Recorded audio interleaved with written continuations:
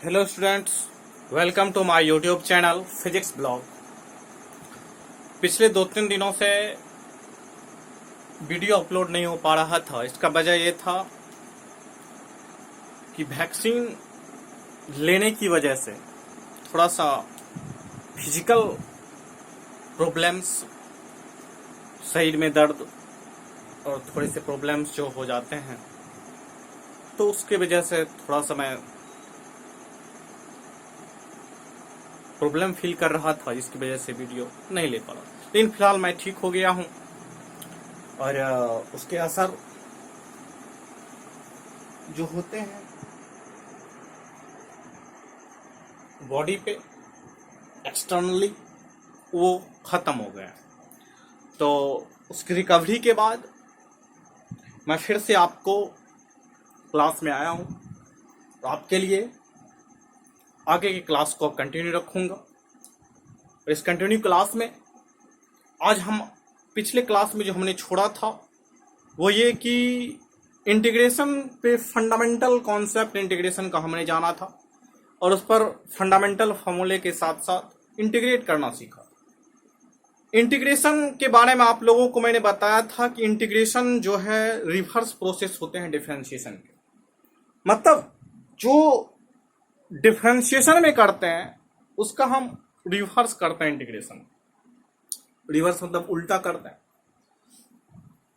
लेकिन एक बात यह भी है कि इंटीग्रेशन हम उतने फंक्शन का नहीं कर पाते हैं आसानी से जितना डिफरेंशिएशन कर पाते हैं। आज मैं इंटीग्रेशन के कुछ मेथड्स बताऊंगा जिसके तहत आप इंटीग्रेट कर पाइएगा। तो इंटीग्रेशन के लिए मेथड्स की आवश्यकता क्यों पड़ी, मेथड्स क्यों जरूरी है इंटीग्रेट करने के लिए। तो इंटीग्रेट जो होता है कुछ पार्टिकुलर फॉर्म के होते हैं। सब फॉर्म को, सब तरह के अलजेब्राइक एक्सप्रेशन को, ट्रिगोनोमेट्रिक एक्सप्रेशन को, सब फंक्शंस को आप इंटीग्रेट आसानी से नहीं कर पाते। जो फॉर्म पे सुटेबल होता है आप उसे इंटीग्रेट करते हैं। तो इंटीग्रेशन में आपको इंटीग्रेट करने के लिए कुछ फॉर्म की जरूरत पड़ेगी।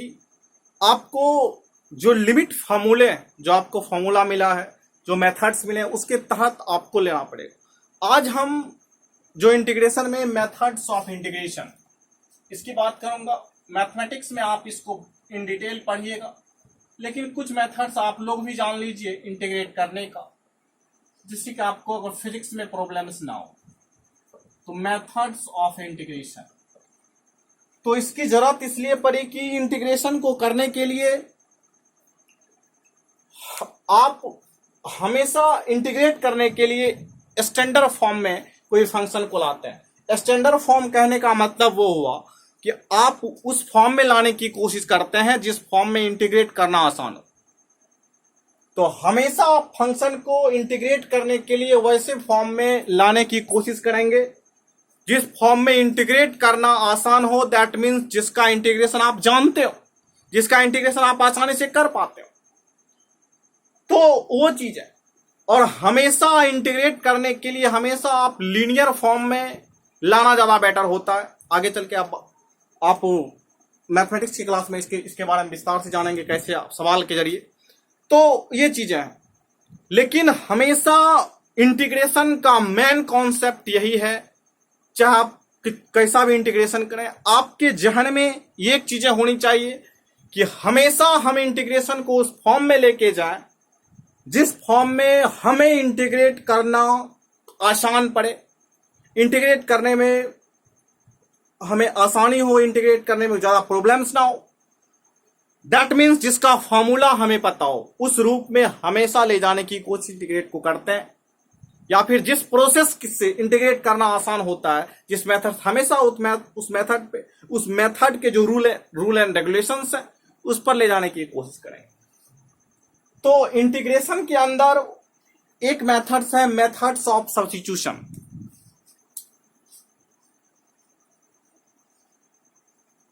Methods of substitution.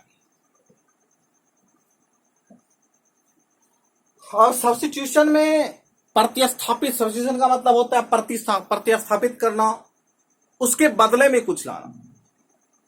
तो आपको इंटीग्रेशन के कुछ ऐसे फॉर्म होते हैं जिसको इंटीग्रेट करना थोड़ा सा मुश्किल होता है, जो स्टैंडर्ड फॉर्म में नहीं होते हैं। तो आप उसको सब्स्टिट्यूट करके दूसरे फंक्शन में सब्स्टिट्यूट करके उसे इंटीग्रेबल, मतलब इंटीग्रेशन के जो स्टैंडर्ड फॉर्म में है उसमें लाने की कोशिश करते हैं। जैसे मैं एक एग्जांपल के जरिए इसको समझाने की कोशिश करता हूं। आप यहां पर देखिए, हमने एक इंटीग्रेशन लिया है 2x by 1 plus X square dx। यह आपका इंटीग्रेशन है। एग्जांपल से पहले समझते हैं, उसके बाद आगे बढ़ेंगे। आप यहां पर पिछले क्लास में मैंने जो फॉर्मूला बताया है उसमें आपको मैंने फॉर्मूला बताया है साइन का, कॉस का, सेक का, मतलब जो फॉर्मूले अवेलेबल थे। क्या आपको पिछले वीडियो लेक्चर में जो भी आपने फॉर्मूला जाना है उस पर किसी तरह बैठ रहा है? नहीं बैठ रहा। आपने इसको कैसे इंटीग्रेट करें, ये क्वेश्चन मार्क आपके सामने। तो ये इंटीग्रेशन के कहने का मतलब है ये स्टैंडर्ड फॉर्म में नहीं। जो इंटीग्रेशन का स्टैंडर्ड फॉर्म, दैट मीन्स आप लीनियर फंक्शन में लाते हैं, आपको जैसे आसानी से मिल जाए एक्स स्क्वायर प्लस 2x, या फिर जाकर के dx बाय एक्स ऐसे करके रहे, आप उसे log x लिख देते हैं। एक सिंपल सा जो स्टैंडर्ड फॉर्म होता है इंटीग्रेशन का, उसमें ये नहीं, ये फंक्शन। तो आप इसको स्टैंडर्ड फॉर्म में लाने के लिए आप कोशिश करें। तो आप क्या करते हैं, सब्स्टिट्यूट करते हैं उस फंक्शन को किसी दूसरे फंक्शन में, ताकि वह स्टैंडर्ड फॉर्म में आ जाए और उसे हम इंटीग्रेट आसानी से कर। मैं आपको एक चीज बताता हूं, इस टाइप के फंक्शन, बहुत सारे टाइप्स हैं इंटीग्रेशन के। मेथड्स ऑफ सब्स्टिट्यूशन में हमेशा यह सोचना है कि हमने जो चीज को सब्स्टिट्यूट करना चाहते हैं, जिसे सब्स्टिट्यूट करना चाहते हैं, उसको सब्स्टिट्यूट करने के बाद इंटीग्रेबल हो जाए। बात क्लियर है? हम यहां पर लेट करते हैं z equal to 1 plus X square. आप कहिएगा sir z equal to 1 plus X, मतलब हमने 1 प्लस एक्स स्क्वायर को z मान लिया, एक अलग नाम दे दिया इसका। हमें dz बाय dx निकालना है, मतलब इसे हम क्या करेंगे, dz बाय dx का मतलब हमने इसे डिफरेंशिएट कर दिया, dz equal to 2x dx लिख सकते हैं। अब आप देखिए, तो इस फंक्शन को हम इस रूप में भी लिख सकते हैं, 2x dx के बदले में dz लिख सकते हैं, और 1 प्लस एक्स स्क्वायर के बदले में z लिख सकते हैं। मैं ये नहीं कह रहा हूं कि हमेशा आपको ऐसा ही आएगा, सिंपल सा आप ऐसे कर दीजिए। इसके जो कॉन्सेप्ट है मैं उस पर आने की कोशिश करूंगा। dz बाय dz यानी कि आपको फॉर्मूला पिछले क्लास में बताया गया है, dx बाय x क्या होता है, log x प्लस c। अब हम आसानी से कह सकते हैं आप लोग कि dz बाय z को हम log z लिख सकते हैं। अब z की वैल्यू 1 प्लस एक्स स्क्वायर। देखिए आपने इंटीग्रेट कर दिया, इसे आपने इसे इंटीग्रेट कर दिया। इसमें आपने क्या किया, आपको इसमें थोड़ा सा थिंकिंग एबिलिटी बढ़ाना पड़ेगा। आपको यह सोचना पड़ेगा कि इंटीग्रेट हम किसको हम z माने कि हमें आसानी से वो चीजें प्राप्त हो जाए जिससे हम उसको आसानी से इंटीग्रेट कर पाए, एक स्टैंडर्ड फॉर्म में ला पाए। मैं आपको ये कहूंगा एक बात कि आप ऐसे टर्म को सोचिए जिसको डिफरेंशिएट करने के बाद आसानी से हमें वो टर्म मिल जाते हैं। हालांकि एग्जैक्ट नहीं मिलेंगे, कभी कभी आपको कॉमन लेकर के लाना पड़ेगा, कभी एडजस्ट करना पड़ेगा। ये तो सिंपल सवाल, ये आसान सवाल था, इसमें आपको आसानी से मिल गई। आपने नीचे वाला को डिफरेंशिएट किया और वो आ गया ऊपर वाला। तो आपको हमेशा ऐसा जेड सोचना है, ऐसा अलग वेरिएबल सोचना है जिसमें आप लाएं, पुट करें, उसके बाद डिफरेंशिएट करके आसानी से या फिर एडजस्ट करके वो आसानी से आप उसे इंटीग्रेट कर पाए, मतलब स्टैंडर्ड फॉर्म में ला पाए सब्स्टिट्यूट करने के बाद। तो सब्स्टिट्यूशन मेथड का अप्लाई हम वैसे फंक्शन को इंटीग्रेट करने के लिए करते हैं जो फंक्शन स्टैंडर्ड फॉर्म में नहीं होते हैं। तो हमें उसे स्टैंडर्ड फॉर्म में लाने के लिए, यानी कि उसको इंटीग्रेट करना आसान बनाने के लिए हम क्या करते हैं, उस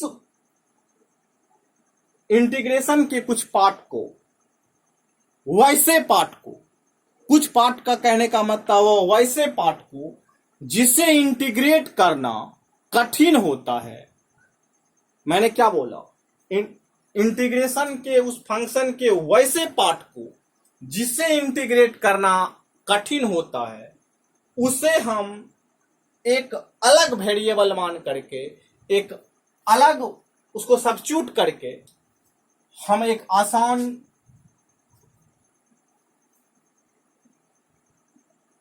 फंक्शन बनाने की कोशिश करते हैं जिसे इंटीग्रेट करना आसान हो अथवा जो स्टैंडर्ड फॉर्म में आ जाए। बात क्लियर है? आपको सवाल के जरिए आपको समझ में आएगा।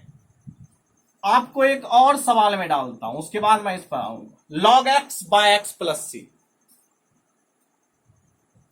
अब आप सोच रहे होंगे इसमें सर हम इससे क्या क्या आपके दिमाग में आ रहा होगा। आपके दिमाग में आ रहा होगा कि log x गुना 1/x तो सर लिख सकते हैं, ठीक है, आपके दिमाग में आ रहा। लेकिन आपने u इंटू भी पर डिफरेंशिएट करना नहीं सीखा है।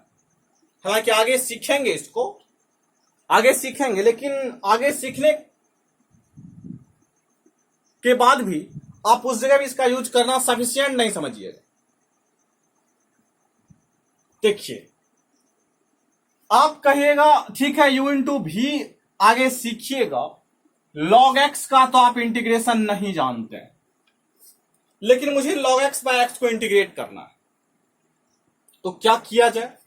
लेकिन आपको पता है एक चीज कि log x का भैया डिफरेंशिएशन जो होता है वह 1/x होता है। क्यों ना हम z मान लें log x को। मैं सब्स्टिट्यूट उस फंक्शन को करने के लिए कह रहा हूं इंटीग्रेशन में, जिस फंक्शन को इंटीग्रेट करना कठिन है। उस फंक्शन को आप स्टैंडर्ड फॉर्म में लाने के लिए आप उसे सब्स्टिट्यूट कर सकते हैं। सब्स्टिट्यूट करके उसे आप डिफरेंशिएट कीजिए, 1/x dz इक्वल टू क्या हो, अब ऊपर चला जाएगा dx बाय एक्स। अब आप कहिएगा सर यहां पर हमें dx बाय एक्स पता है। अब आप log x बाय एक्स को मैं इसे मिटा दूं तो आपको ज्यादा समझ में आएगा।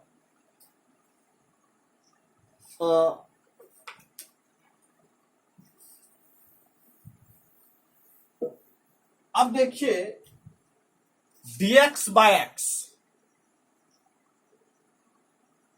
इस टर्म को देखिए स्पष्ट लिखते हैं। यहां पर लिखा हुआ है log x by X dx। आप कहिएगा सर dx बाय एक्स ये टर्म है, तो हम dx बाय एक्स के बदले में dz लिख सकते हैं। सबसे पहले तो log x के बदले में z लिख सकते हैं, उसके बाद dz। अब देखिए ये फंक्शन हमारा था log x by X dx, इसको हमने ट्रांसफॉर्म कर दिया, इसको सब्स्टिट्यूट करके z dz मिला लिया। आपको ध्यान एक बात पे देना होगा कि यहां पर फंक्शन x के टर्म में था, एक्स के रिस्पेक्ट में वेरी कर रहा था dx, लेकिन आपने दूसरा वेरिएबल माना है तो आपको उसके टर्म में लेकर के जाना पड़ेगा। इसीलिए आप क्या करते हैं, उसको ट्रांसफॉर्म करके dx से किस में लाया, dz में लाया। तो वहां पर आपको इसकी वैल्यू dz है और ये z। अब आपको पता होगा कि हम अब इसे इंटीग्रेट कर सकते हैं।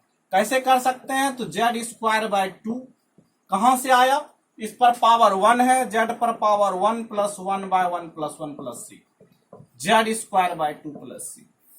अब देखिए z हमने किसको माना है, log x को 1 बाय 2 log x का whole square plus c।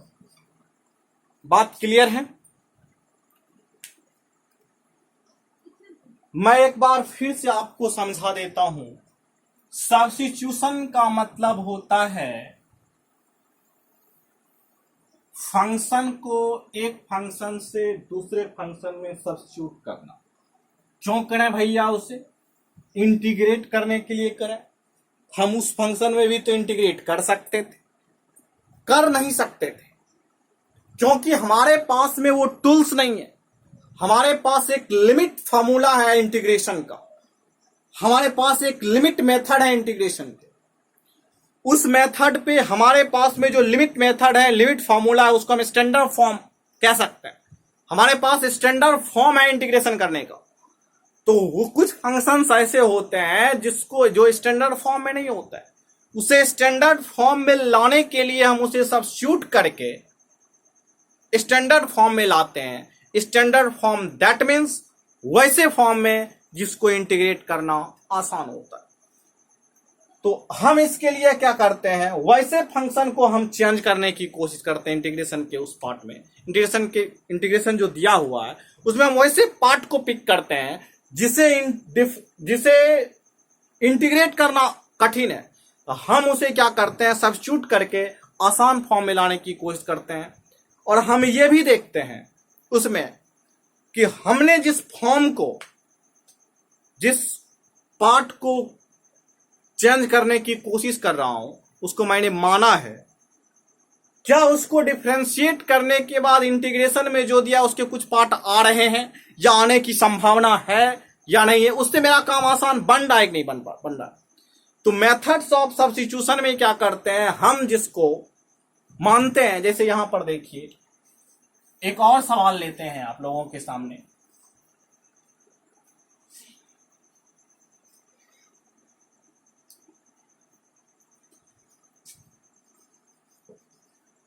dx bye, मैंने इस बार x log x ले लिया।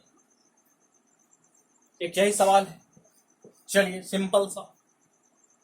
अब मुझे इसे इंटीग्रेट करना थोड़ा सा कठिन है। एक अगला सवाल, तो हम क्या करते हैं,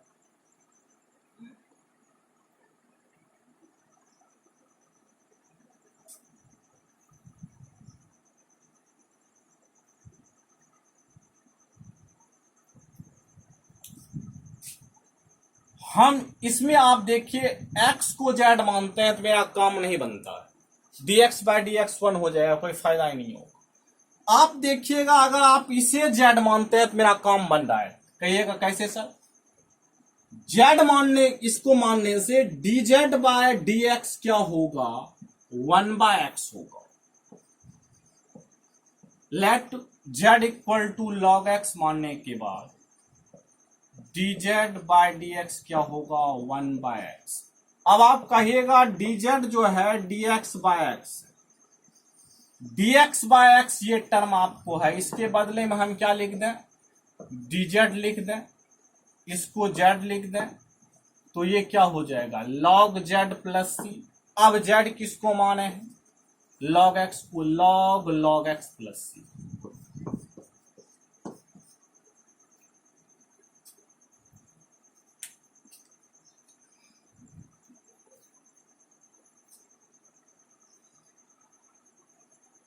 चलिए अब इसको आप समझ गए होंगे क्या करते हैं इस टाइप का सवाल। अब लिखिए मेथड्स ऑफ सब्स्टिट्यूशन लिख के दर्ज कीजिए। This method is used in this type of function of which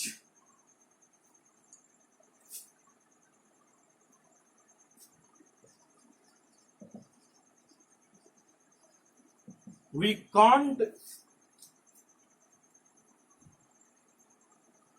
integrate directly. We can't integrate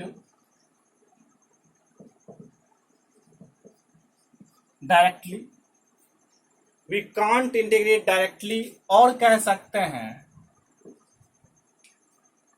of which we can't integrate directly or not lie in standard form. या तो हम इसे integrate directly नहीं कर पाते हैं, क्यों नहीं कर पाते हैं तो आप कह सकते हैं जो इन स्टैंडर्ड फॉर्म में लाई नहीं कर रहा, नहीं रहता है not lies in standard form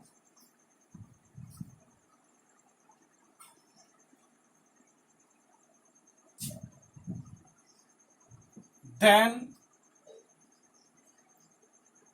we reduce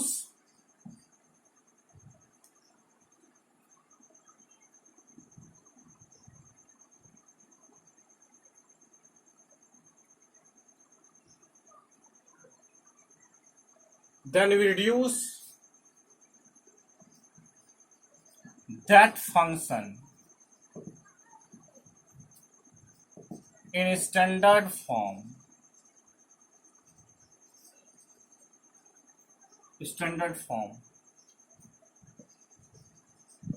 after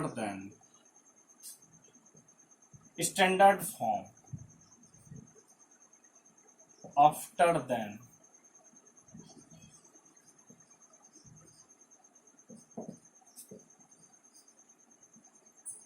integrate easily. Integrate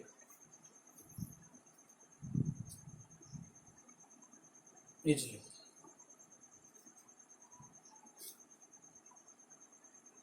okay, तो ये चीज है। आप इसे एग्जाम्पल के जरिए, सबसे पहले आपको मैंने जो एक सवाल के जरिए इसको समझने की कोशिश करते हैं। सवाल में कहा क्या जाता है, चलिए कुछ सवाल करते हैं, आपको समझ में आ जाएगा क्या हमें करना है आसानी से इंटीग्रेट करने के लिए। ये कुछ सवाल से हम इसे समझने की कोशिश करते हैं। चलिए एक सवाल लेते हैं हम लोग। 8x + 7 is equal to 4x² + 14x + 5। आपको देखिए इसका स्टेप क्या है। सबसे पहले आपको सोचना है कि इसे इंटीग्रेट करना, हम इसे सब्स्टिट्यूट कर पाते हैं क्या। Let z is equal to 4x² + 14x + 5। इसको हमने z माना तो आपको लगता होगा थोड़ा सा, देखिए इंटीग्रेशन आप तभी सही से कर पाइएगा जब आप डिफरेंशिएशन सीख गए, अच्छे से डिफरेंशिएशन की आप प्रैक्टिस किए हो। आप एक फिजिक्स के स्टूडेंट हैं, फिजिक्स मैथमेटिक्स के क्लास में आप ज्यादा इसको कीजिएगा, ज्यादा आपको समझ में आएगा। कुछ सवाल के जरिए आपको मैं बताने की कोशिश कर रहा हूं, इस तरह से मेथड सब्स्टिट्यूशन होता है। आगे आपको सवाल इस पर आएंगे, अगर जरूरत पड़ेगी फिजिक्स में तो आप कर सकेंगे। नॉर्मल सवाल, मैथमेटिक्स के बच्चे इसको आप आसानी से समझ पाते होंगे। और अगर अभी तो आप 11th में, आगे चलकर आप इसे जरूर समझिएगा मैथमेटिक्स में। चलिए dz/dx को देखते हैं। 8x + 14, सॉरी इसको मैं थोड़ा सा चेंज कर देता हूं, यहां पर 14 देता हूं, मिस्टेक हो गया था। 8x + 14। अब आप कहिएगा सर dz/8x + 14 आ गया dx। इसके बदले में हम क्या लिखेंगे बताइए तो, dz अपॉन इसके बदले में z, तो क्या होगा log z plus c। log इस z किसको माने हैं 4x स्क्वायर को, 4x square plus 14x plus 5 plus c, मतलब आप उसे रिड्यूस करते हैं वैसे फॉर्म में है, फॉर्म में जिसे इंटीग्रेट डिफरेंशिएट करके हम वैसे फॉर्म को ला सकें जिससे हम इंटीग्रेट करना आसान हो। चलिए कुछ और सवाल के जरिए देखते हैं।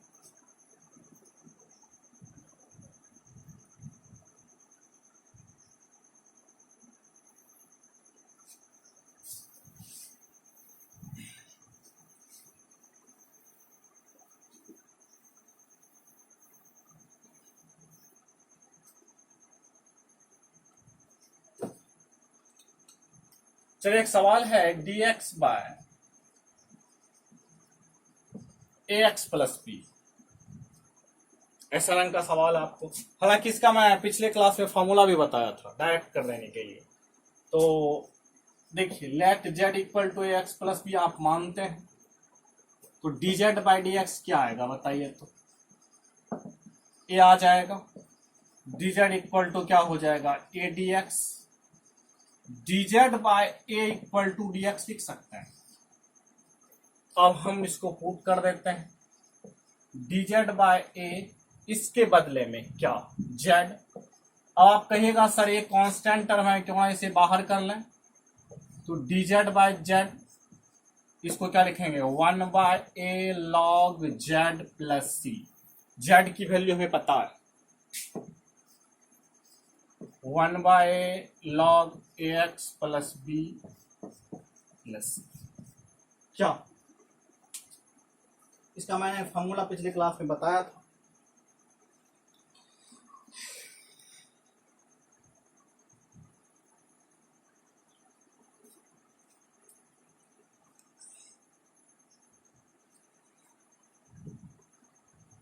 मिटा दें। चलिए अगला सवाल देखते हैं, आप लोग भी ट्राई कीजिए। एक सवाल लेते हैं,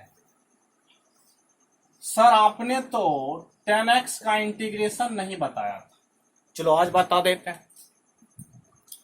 आप कहिएगा सर 10x का आपने इंटीग्रेशन पिछले क्लास में नहीं बताया था, आज एक फॉर्मूला के जरिए और इसको कैसे सॉल्व करते इसको देख लेते हैं। 10x को आप क्या लिख सकते हैं बताइए तो, sin x by cos x लिख सकते हैं। आप कहेंगे जी सर, समझ गए होंगे आप लोग। 10x को क्या लिख सकते हैं sin x by cos x, इसमें तो कोई दिक्कत नहीं होगा ना। चलिए अब आप कहिएगा सर sin x को z मानते हैं तो cos x आ जाता है, cos x को z मानते हैं तो sin x आ जाता है, क्यों डिफरेंशिएट करने के बाद की बात मैं कर रहा हूं। लेकिन sin x को z मानते हैं तो cos x आता है, लेकिन हमारा जो फंक्शन है अगर sin x को z मानते हैं, एक मैं बात बताता हूं, कोई बच्चे एक को तर्क कर लेते हैं थोड़ी सी, क्या होता है अगर हम अप्रोप्रिएट नहीं मानते हैं तो, सही तरीके का z नहीं माने, सब्स्टिट्यूट सही तरह से नहीं करें तो क्या रिजल्ट आएगा। sin x का डिफरेंशिएशन तो cos x मिल गया मुझे, dz इक्वल टू क्या आ गया cos x dx। अब आप कहिएगा कि इसको sin x cos x dx है क्या वहां पे, देखिए cos x dx by cos x है, cos x dx नहीं है क्या, नहीं। तो मेरा कहने का मतलब यह है कि ये आपको हमेशा ऐसा टर्म सोचना है जिसको डिफरेंशिएट करने के बाद हमें आसानी से वैसा टर्म आ जाए, या फिर हल्का कॉमन सब लेने के बाद आ जाए वो, ठीक है। मतलब ऊपर वाला टर्म या फिर जो टर्म है dx के साथ वो टर्म चला है जिसको हम आसानी से सब्स्टिट्यूट कर सके, करके लिख सके। तो ये चीजें ऐसा करना ऐसा नहीं सोच सकते। तो ये सर कैसे होगा? ये मैथमेटिक्स के बच्चे को प्रैक्टिस आप कीजिएगा, आपका डिफरेंशिएशन अच्छा रहता है, डिफरेंशिएशन में आप प्रैक्टिस करते हैं, बहुत सारा डिफरेंशिएशन पहले आप बनाइएगा, उसके बाद इस चैप्टर पे आइएगा 12th क्लास में, तो उसके बाद आपको धीरे धीरे आइडिया आ जाएगा किस किसका डिफरेंशिएशन तो यहाँ पे होता है। धीरे धीरे आप प्रैक्टिस करते हैं तो ये प्रैक्टिस के जरिए होता है, मैथमेटिक्स प्रैक्टिस की चीज है। तो धीरे धीरे प्रैक्टिस करने के बाद आपको आइडिया आ जाएगा कि कैसे इंटीग्रेट करते हैं, कैसे करते हैं। तो ये चीज है। अभी आपको लगता होगा क्या कैसे सोचेंगे, अभी आप 11th में, आपको ये थोड़ा सा वास्ट लगता होगा, लेकिन आपको कहीं जरूरत पड़ेगा तो एक आइडिया के लिए आप ये जान लीजिए। चलिए, तो ये चीजें जरूरत अगर फिजिक्स में पड़ गई तो उसे करना होगा। तो यहां देखिए, अब हम क्या करते हैं, साइन एक्स को जेड मानते हैं, तब मेरा काम देखिए आसानी से हो जाए। सॉरी, साइन एक्स को कहते हैं, कॉस एक्स को जेड मानते हैं। तो D z by D x क्या होगा, माइनस साइन एक्स होगा। कहने का मतलब यह है कि जिसे इंटीग्रेट करना आसान हो उसे हम क्या मानेंगे, जिसे इंटीग्रेट करना आसान नहीं हो जिस टर्म को, उसे हम जेड मान लेंगे। ओके, अब यहां देखिए नीचे में है 1/cos x, इसको इंटीग्रेट करना थोड़ा सा, तो इसलिए क्या करेंगे, साइन एक्स डी एक्स, तो minus D Z equal to sine X D X. अब आप कह सकते हैं सर कि हम इस साइन एक्स डी एक्स के बदले में माइनस डी जेड लिख सकते हैं, माइनस बाहर कर लेते हैं। बात क्लियर है? Minus log z plus c, d z by z log z, minus log z किसको माने हैं, कॉस एक्स को। आप जो है इसका फॉर्मूला होता है, आप इसे फॉर्मूला के रूप में नोट डाउन भी कर सकते हैं, लॉग कॉस एक्स प्लस सी। इसको लिख सकते हैं लॉग, इसको आप माइनस नहीं लिखते हैं तो आप सेक एक्स प्लस सी।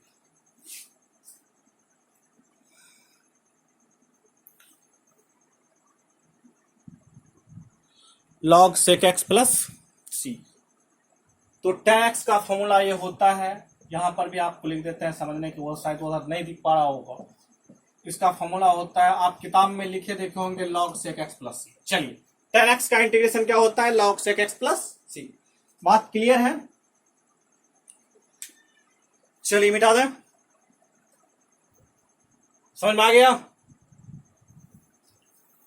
चलिए, अब हम एक और इंटीग्रेशन कर लेते हैं। सर cot x का आप अपने से कीजिएगा, हम आप लोगों के लिए छोड़ देते हैं। cot x का आएगा log sin x प्लस, ये आप लोग करके देखिएगा। तो नीचे वाला cos x by sin x आएगा, sin x को z मान लीजिएगा, तो आपका वो टर्म आ जाएगा।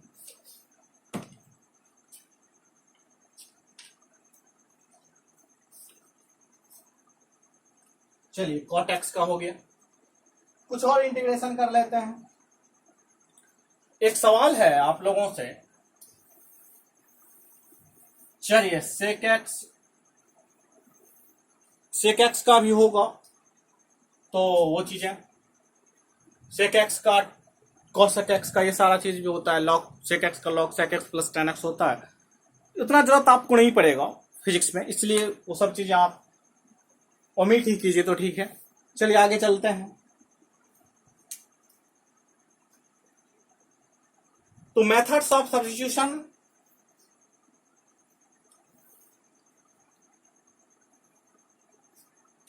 में एक आध सवाल और कर लेते हैं।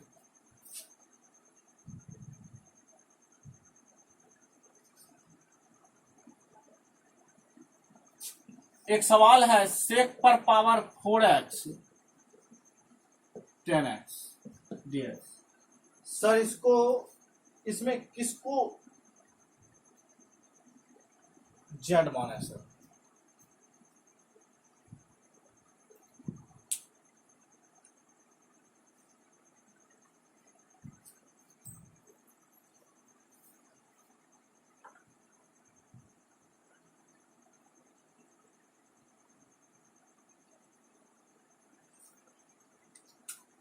देखिए यहां पे अब आप इसको लिख सकते हैं sec q x into sec x into tan x. थोड़ा सा आप एडजस्ट कर लीजिए, पहले कर सकते हैं ना। हम इसको जेड मान लेते हैं सेक एक्स को, तो dz बाई डी एक्स क्या आएगा, sec x into tan x आएगा। dz equal to sec x into tan x D x. आप कहिएगा सर ऐसा क्यों किए? ऐसा इसलिए किए कि टेन एक्स को जेड मानते हैं तो टेन एक्स का डिफरेंशिएशन क्या होता है, सेक स्क्वायर एक्स होता है। तो सेक स्क्वायर एक्स होता है तो यहां पर इसका स्क्वायर आ जाता, उसको भी डिफरेंस इंटीग्रेट करना कठिन था। हमने इसको स्प्लिट कर दिया, स्प्लिट करने के बाद इसको हमने जेड माना, तो आपका जो अब टर्म आएगा जेड क्यू डी जेड आएगा। हम इसको आसानी से कर सकते हैं। ये क्या होगा, जेड पर पावर 4/4 प्लस सी, यानी कि 1/4 सेक जेड किसको माने हैं, सेक पर पावर 4x प्लस सी। बात क्लियर है? आपको थोड़ा सा सोचना पड़ेगा, उसके बाद आप